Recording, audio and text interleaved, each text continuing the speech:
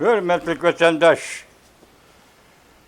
bugünkü leksiyalarımızı başlaymayız. Leksiyada size gacıyoruz. Washington'dan sözleyimiz. Bugün çislağış kimin 26. yıl 8. ayının 4. günü ettiği Seyşembe vatandaş. Bugünkü vaziyetimizin esak müşahede 4 cümle kısa haberi var. Şunun qarablı vaziyetini bilib olsanız болады bu bir. En mühimi anda Amerika Qo'shma Shtatlarining prezidenti Donald Trump yana haydakchilik qildi degandek İran'a kelishim imzolash, suhbatni davomlashtirish, kelishim imzolash, kelishimni agar imzolamasan, kelishimga o'ltamasan, yani oqibat yaxshi emas yoki yani sen ezer tartsan degan gap vatandosh. Arlıqda umumizlik hücum kılmakçı idi, o hücumda Amerika toxtatdı. Toxtutup, onun məqsəd şu, söhbətə, qıstab söhbətə, rəğbətləndirib İranlı şuna qıldı, o demək vətəndaş. Hem bugün şundaq dedi, Prezident Donald Trump, çıraylıqsı söhbət gelişib, gelişim oturup, gelişim imzalaydı. Bu hazır, Amerika Qoşma Ştatları ile İran'la oturuş ki vəziyyət kadar eş.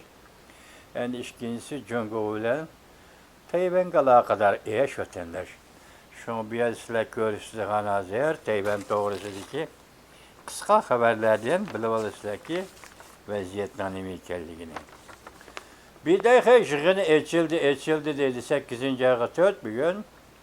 Her yıl bu bir de yığının kaçan başlanıp kaçan yapılganlığı doğrusu hiç kanday haber yok. Bazı 7. ayda içildi, bazı 8. ayda içildi. Bu da bir de yığını da karıldığan nesle nime? Mesela 7. ayının 30.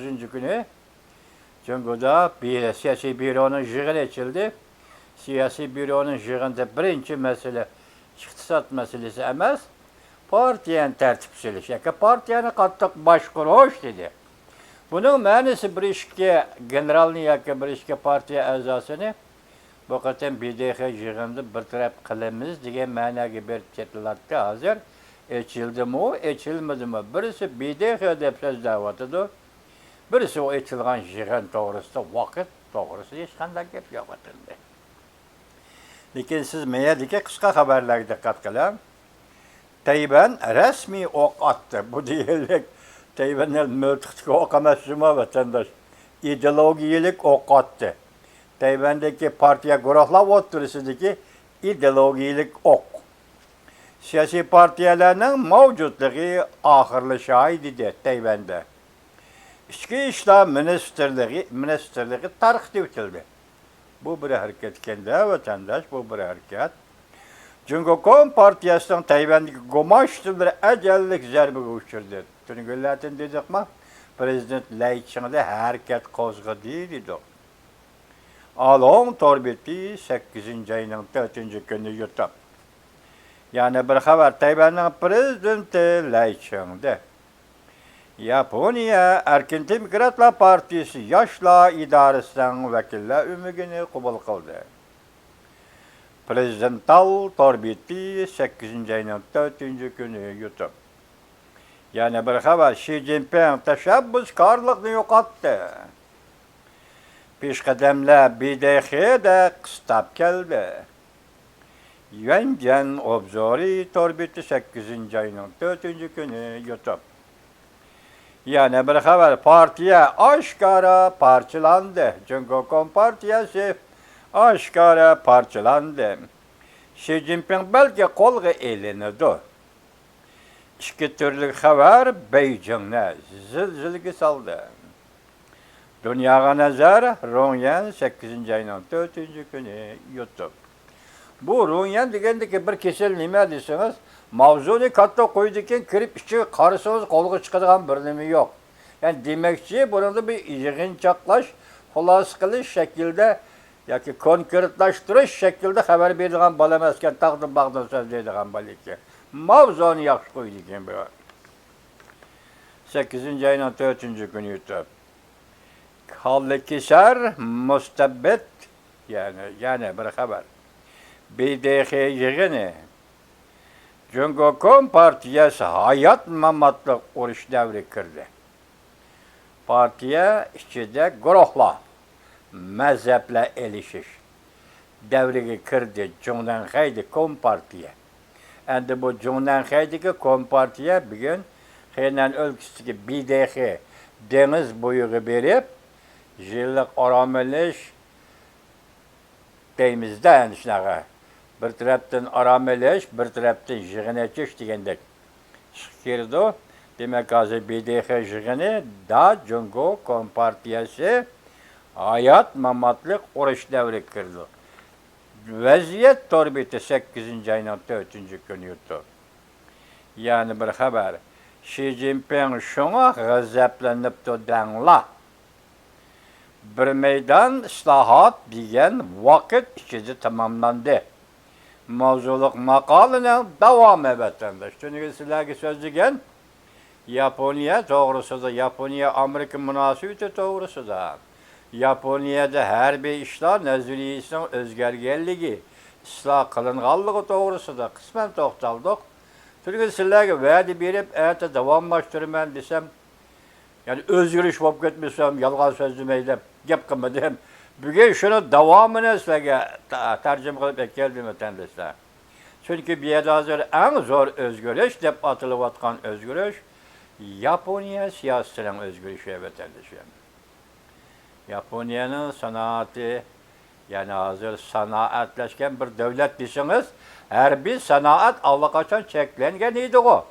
Asası kanun bilen çeklengen idi. Şu her bir sanat yolu eçivitildi. Yani her bir sanat, her bir kural yarakla dünyanın her kaysı caylarına apırıp setilişke başlandı. Yani kegende bu Yaponiyanın her bir kural yarakla erzat. Bu çetnep kettik, o ikinci bir meseleydi. Bugünkü mavzunun devamını anlayışla vatandaşlar. Bir meydan islahat degen öz vaxtida tamamlandı. Mavzuluk makalının devamı. Cungo Kompartiyasının təhdidi aldı da. Aynı çağlı Yaponiyanın sabık veziri merhum Shinzo Abe hemmini körüp yetken. Makalesinde yumavçın mındak görsetti.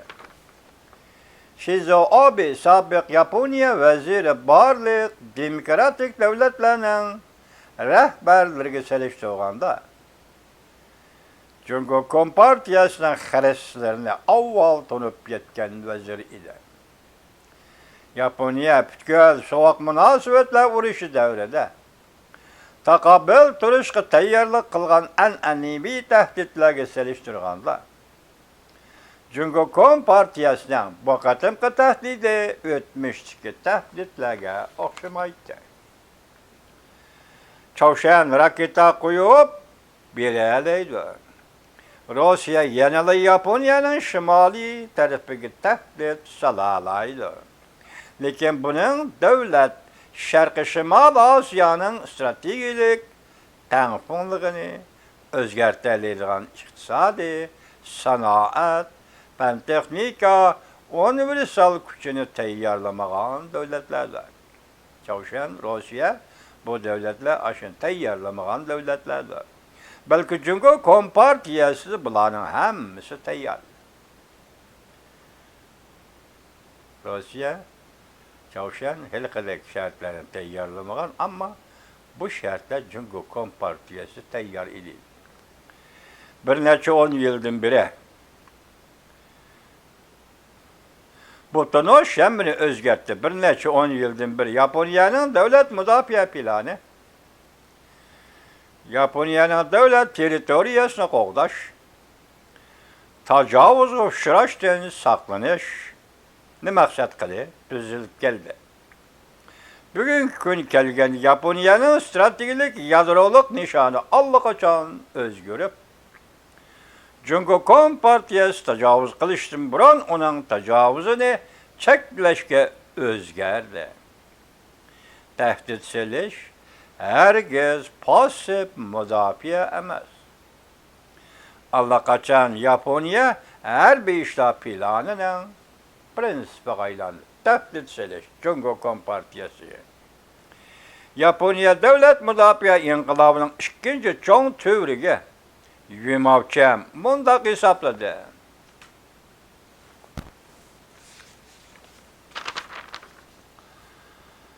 Bu bir meydan inqilabning ikki cho'ng tövrigi bor. Avval ideyaciyat o'zgarish. Yumavchan bundaq ko'rsatdi. Yaponiya bugun amaliyoti Jungo Kom partiyasi uzun muddatlik Yaponiya davlat bexatarlik duch kelgan xiris deb bekitdi. Jungo Kom partiyasi Yaponiyaga xiris. Jungo Kom partiyasi uzun muddatli xiris. Bundan keyin Yaponiyaga xiris deb bekitdi Yaponiya davlat bexatarligi ministerligi. Bu yana amaliyotda bir necha 10 yildan beri strategik tafakkurning zo'r o'zgarishi bo'lib hisoblanadi deydi maqola yozuvchi Yumavchi. Sabiq marhum vazir tunib yetgan ediki, ya'ni Shinzo Abe tunib yetgan ediki, Jungo Kom partiyasining bosh ko'tarishi hargizmi boshqa bir cho'ng davlatning o'tirib chiqqanligidan derak bermaydi. Mana ko'rdingizmi mana? Jungo Kom partiyasi bosh ko'tardi desa, bir qudratli davlat o'tirib chiqdi deganlikdan derak bermaydi. Balki bir diktator davlatning o'tirib chiqqanligidan derak berdi. Mana hukumatdan. Bu davlatlar harbiy ishlarni zamonaviylashtirish orqali iqtisodiy popuzni ishlatish va fan texnika ustunligi bilan Sharqi dengiz, Tayvan bo'g'ozi va Janubiy dengizda hujum qilish xarakterli harakat qilinib, rayon xarakterli tartibni o'zgartirishga boshladi. Bu Xitoy Kompartiyasining plani. Xitoy Kompartiyasi yo'lga qo'ygan harbiy siyosat, harbiy ishlar siyosati. Xitoy Kompartiyasi o'tirib qo'ygan hozirlikqa boshlanib deb kelyapmiz-ku, kengaymichilik siyosatining ro'shan ifodasi edi. Jungo Kom partiyasi Yaponiya duch kelgan yadrolik tahdidda tonilgan hamon Yaponiya davlat mudofaasining boshqa barliq taraflari agishlar tartibga selinishga boshladi. Yaponiya tahdid edi Jungo Kom partiyasini. Duch kelgan xiris dedi Yaponiya Jungo Kom partiyasini. Şununla agishlar Yaponiyaning davlat mudofaa siyosati, davlat mudofaa san'atining o'zimi agishli o'zgarishga boshladi va tartibga selinishga boshladi. Ikkinchi tavrik kuch silish tavrikidir. Bir necha yildan beri Yaponiya izchil holda g'ayri rasmiy davlat mudofaa hamchoti chiqarishni, ajratishni milliy daromadning 1% atrofida tizginlab keldi. Yo'q deyarlikdan. Chunki qo'g'dinish armiyasi muntazam armiya emas. Chunki asosiy qonunda cheklangan 9-moddada ochiq emas, qo'yitilgan emas. Bunday ahvolasi Yaponiyaning milliy daromadining 1% harbiy ishlar xomchotiga ishlatildi, shunday qayrib keldi. Hozir Yaponiya hozirgi zamon tarixidagi eng zo'r ko'lamli davlat mudofaa kengaytirish planini qo'zg'adi.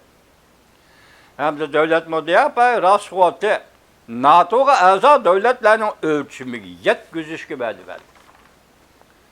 NATOga a'zo davlatlar ayni vaqtda 2% vatandoshmish. Prezident Donald Trump bu qatim ikkinchi qatim Oqsaroyga kirguncha NATOga a'zo davlatlar davlat xarajatini yakani va davlat mudofaa xarajatini 2% atrofida saqlab keldi.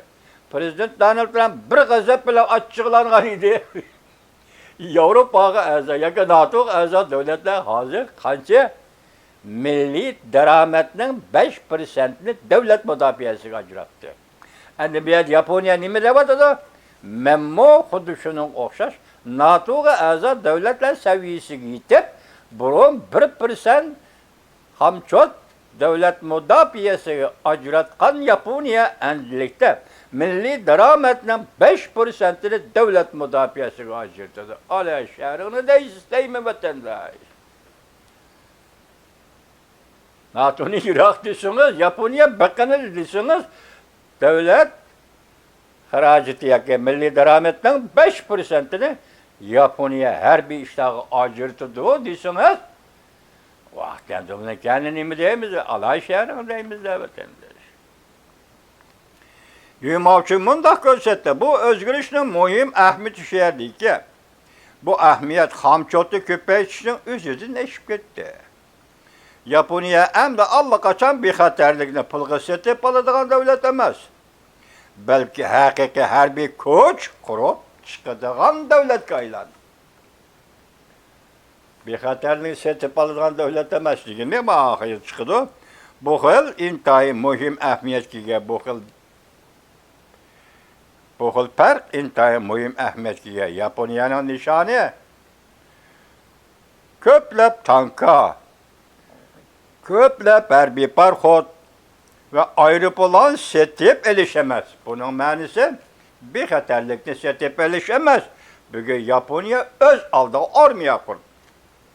Belki Japonya'nın devlet müdafaa asasını kurup çıkış ve bu her bir sanatını uzun müddetlik uğraşıp put direp durduğun asaslı yıkılış. Eğer uğraş uzun sözlük geçse şunun put direp duralaydığı devlet müdafaa sanat asası kurup çıkış. Armiyanı kurup çıkış. Ukrayna uğraş şunu ispatla belli ki uğraş. Tek dilin eğitkandı sanat iktidarı. Rekabetidir. Saklaş mühim. Kural yaraklı saklaş mühim. İşlep çıkarış sürüyeti onun da mühim. Eğer uğraş devri kırıp kalsan iskilatı saklaşın gerek. Ok doğru ne? Uğraş devri kırıp kalsan her bir sanatın naitizlik bile işlep çıkarışı gerek. Sanat sistemisi evrişimdeki tehemi mühim. Japonya Allah kaçan bu tecrübe savaklığı ihbal.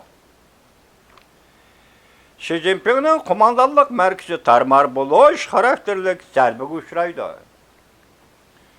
El kulguç ahmiyetli yani bir özgürüş, ahmiyetli yani bir özgürüş. Japonya nişangı zerbe bir iş cihette stratejik özgürüş hasıl kıldı. Japonya'nın her bir işler neziriyesi uzun müddetlik peraz kılıngan. Japonya düşmanın hücumuga berdaşlık berişki mesul buluş, Amerika bosu hücum kılış karakterlik uğraşkı mesul buluş lazım. Hazır bu peraz kılıngan bu halet bütünlüğü gayb oldu. Japonya'da lazer uzun musafirlik raketalarını tayyorlab oldu. Avazdan tez uçadigan uçqu tayyorlab bo'ldi. Del joyda zarbiyle sistemisi ve iqtidorini tayyorlab bo'ldi. Sanetikechi xonim o'tgan yili onun ayının 21 kuni qasam berib Yaponiya bu devletke veziri bulup saylandı. 20 yıl öttü. Hazır Yumavçın yazgan makalesi mi deydi? Yukarılarının hemmisini Japonya tayyorlab oldu. 20 yıl. 20 yıl içinde tayyorlab oldu. Hem tayyorlab oldu. Bu iktidar maxsus Jungokom partiyasiga zerbe berildiği ve Jungokom partiyasının nait işkir rayonlarına kadar zerbe berildiği iktidar var. Yani Japonya zerbe veriş özse, mesela işkir rayonları degende bu Şincan, Tibet'le öz çıkalıdı vatandaş bir yerde Xitay'ın bir bazıları var. Raketa bazıları var, atom ya kuralları bazıları var. Nişan meydanı var, yani Karagelip Ateş nişan meydanı var. Hava tışıya, yani hava armiye bazıları var. Demek Japonya Jungo otusu uruş bopkası Japonya öz ilize turup Jungo'nun içki raylarındaki bazıları, Xitay'ın her bir bazıları hücum kılarlar. Muşundak bir iktidarını Japonya tayyorlab oldu. Yumavçı mundak hesapladı. Bu yüzdeki harbiy ishlar nazariysin tertibga selish emas. Belki urush ve urushdan keyinki, yani Ikkinchi dunyo urushidan keyinki Yaponiya devlet müdafiə sənayetinin ən yadroluq pərəzlərini uzul kisil ağdırıb taşlaş digellikler. İkinci Dünya vuruşu Yaponiyanın asası kanunu Amerika'nın nazaret astısı turuş muşların hemmisinin de ağdırıp taşlaş. Bunu Yaponiya ağdırıp taşladı mı vatandaş koyup durun. İsiniz bu. Ötken yılı 10. ayının 28. gün Amerika Koşmuş Ştatları Prezidenti Donald Trump ne mi dedi? Tokyo'da Japonya Amerika hemkarlığının altın devri başlandı. Yani muş 20 yıl içinde muşu başlanış bilen Japonya'da buluvatkan, yitip gelivatkan özgürleşti. Yunmavçı bunda hesapladı. Japonya'nın bu kurallarını işlep çıkarış maksudi şunun da ibaret ki harbiy kurallarını çekleş karakterlik, tehditsiz karakterlik, önüm hasıl kılış. Çünkü Kompartiya harbiy işler siyasetçiler şunu biliş gerek ki, eğer Cungo Tayvan'ı yaki Japonya'ya tecavüz kılıdığan bolsa, Cungo'nun içki kısmındaki kumandalık merkezi Arkasap mülazimet merkezi, raketa bazıları, deniz armiyası esleheleri, aeroplan istensilleri, hem de hal kılgıç harbiy asası kuruluş esleheleri derhal Japonya'nın tarmar kılış karakterlik zərbesi uçraydı. Japonya Asya'da mühim devlet vatandaşı. Biz şunda deyimiz ki, neymiş ki Xi Jinping açıklandı. Bu Yunmavçı'nın bu tahlili şunu düşündürüp verdi ki, yalnız Japonya veziri Sani Tekaichi'nin ifade bildirişi gelemez. Japonya Xi Jinping fakat şununla açıklandı diyemez. En halkılık tarafı Japonya, harbiy işler gücü ve negizlik islahat ve raketalarına bivasta Xi Jinping ve Beijing'e qaratqanlığıdır. Harbiy kural yaraklarının hemisi nişanlı eriş bolsa hazır, Japonya Xi Jinping'ni ve Beijing'ni nişanlı alğanlığıdır. Şunlaşqa reis Xi Jinping, Cungo'nun reisi açıqlandı. Çünkü 5. ayının 13. gün Amerika Koşmuş Ştatları Prezident Donald Trump Cungo'nu ziyaret kılgan muşu mesele Japonya meselesi söhbet ceriyada oturup koyulup Xi Jinping titrep durup dedi kötünügen. Titrep durup çalva kaptırıp beğaneti uliken Xi Jinping'in sözünü Amerika Koşmuş Ştatları'nın Prezidenti Donald Trump kayır bitip Japonya veziri Sani Tekaichi iktidarlık rehber dediği dedi kötünügen. Ama şuna. Yunmavçı bunda görsetti. Okşaşlı yani bir mühim taraf Japonya Amerika ile bolgan ittifaklaşlık münasebetçe kayıt eden başka tabir verdi. Vuruştan keyinki yani İkinci Dünya vuruşundan keyinki Japonya Amerika münasebeti sükut kılış iş taksimatı asası kurulgan. Amerika vuruş kılışka mesul bulunduğun Japonya yardım birişke mesul bulunduğun asas üstüge kurulgan idi. Japonya Amerika ittifakı Amerika yek kaldı Japonya'nı qoğdaydıgan asas üstüge kurulgan ittifakdaşlık emas belki bargan süre biraz kılındı ve orullaştırıldı ki Amerika Japonya hemkarlaşıp uruş kılıdığan ve bu rayının bexaterliğini qoğdaydıgan asas üstüge kuruldu. Japonya pasipalda turmaydı, müdafiyede turmaydı, aktif halda uruşqa qatnaşıdığan Amerika ile birlikte uruş kılıdığan muşunda siyasetke aylandı Japonya'nın siyaseti. Japonya endi nokol qoğdaşqı erişidiğan ittifaqlaş emas. Belki kem bolsa bolmaydıgan şiriki ve Pütkül indi Tinç Okyan rayını Amerika ittifaqının birleşme harbiy hareketiga qatnışa alaydigan şerikiga aylandı Japonya. Bugün Japonya bexatarligini iste'mol qilguvchi davlat emas, balki bexatarlik bilan boshqa davlatlarni ta'minlaydigan davlatga aylandı. Merhum sabık Yaponiya veziri Shinzo Abe bir iddi bir itikadı var idi. Shinzo Abe'nin bir iddi bir itikadı var idi. Tinchlik üçün koç gerek. Öyle tinchlik üçün harbiy kuch gerek. Saqchi kuchi gerek, davlat kuchi gerek. Şu vaqtda tinchlik bo'ldi. Og'izda kuchlar bilan tinchlik bo'lmaydi. Tinchlik uchun kuch kerak. Tinchlik uchun tayyorlik kerak. Eng muhimi tinchlik yoshurun. Eng muhimi tinchlik yoshurun tajovuzchini shunga ishontirish kerakki, urush qilib g'alaba qilolmasa mana gap.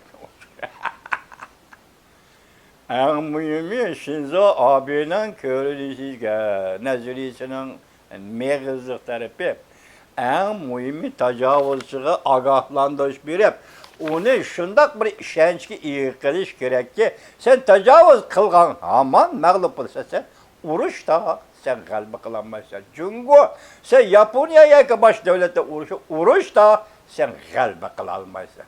Ma'lumki Yaponiya qilayotgan hukm. Shinzo Abe'ning hukmi. Bu demak Shinzo Abe'ning eng oxirgi g'alabasi edi. Bu balki urushdan keyingi Yaponiyada vakillik xarakterga ega harbiy miros bo'lib qolishi mumkin.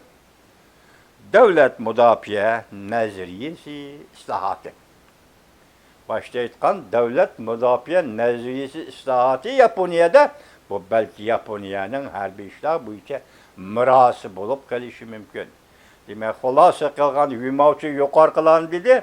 Biz shuni deymizki, hozir Hind Tinch okean rayonida yoki Osiyo Tinch okean rayonida yoki Sharqi Shimol Osiyo rayonida Yaponiya tayyorlik qilib bo'ldi.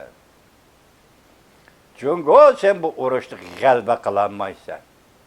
Shunga men deymanki, vatandoshim 1945-yil Yaponiya Ikkinchi Dünya urushi, Ulug' okean urushidan chekinib chiqdi deyli. Mag'lub bo'ldi desakmi deyli. Yaponiya mag'lub bo'lib urushdan chekinib chiqqandan keyin 45-yil 20-asrning 4 yildan keyin 1949-yili Junxo Xalq Cumhuriyati deydigan bir hukumat qurilib, onun Stalin bilan shu hukumatning raisi Mao Zedong ikkisi birlashib 49-yili 1-oyning 30-kuni Beijingning shahri atrofidagi Shibaypod uchrashib, Rossiyalik Molotov, Jungulok Kompartiya raisi Mao Zedong yig'inni chep, Ahmadjon Qosimini qandaq bir taraf qilish, Jungoning atalmish Qizil armiyasini Shinjongga qandaq boshlab kirish, buning uchun Sovetlar qandaq transport, havo transport, harbiy transport, qatnash vositalarini o'ttirg'i chiqarish, shu orqali Xitoyning atalmish Ozodlik armiyasini Uyg'uristonga boshlab kirgan edi. 1945-yil Yaponiya urushdan chekinib chiqqandan keyin shunday qilgan. 80 yildan keyin Yaponiya shu vaqtki davrga qaytib keldi. Balki texnikasi boshqa. Hozir dedik davlat mudofaa nazariyasi boshqa. Bugun Yaponiyaning payli boshqa. Mushunda vaqt yetib keldi. Yaponiya hukumatining mushu tarixini to'g'ri biladiganligi desak bu bo'lmaydi, bu kichik holda gap bo'lib qoldi bu.